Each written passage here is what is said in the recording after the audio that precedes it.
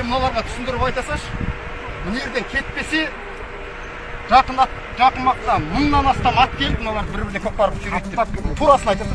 Білекте күш, бастарында ақыл бар. Қас дұшпанын көкпар қылып тақымдар. Шүкір Алла, сансыз шүкір, мың шүкір, даламызда бар әлі де батырлар.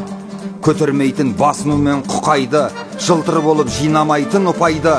Я жаратқан жігіттерге ғұмыр бер, босағаннан аттатпайтын Қытайды. Араздасып, шибөріге таланбай, басын қосып атқа қонған бабамдай. Шүкір Құдай, тірекен ғой әлі де, Райымбек, Бөгенбай мен Қабанбай.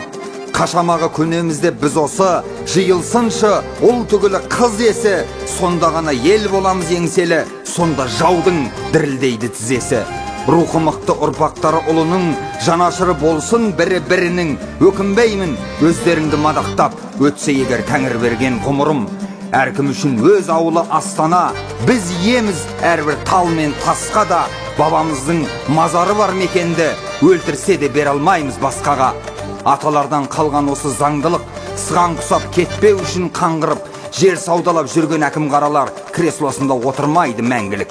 Бұқарлардан қалғаннан соң бұл негіз, әр ерлікке айту міндет бірлебіз.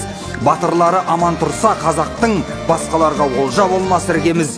Отаушы айтыссақ та кейде біз, отан үшін барлығымыз біргеміз. Кең даламыз көз жеткізбес көлемі, тек қазаққа тиесілі жер еді. Қанмен қорғап қалған жерді біздің ел, демеңіздер, заңмен оңай береді. Ей дұшпандар, шошыныңдар, қашыңдар, ұлы қазақ атқа мініп келеді.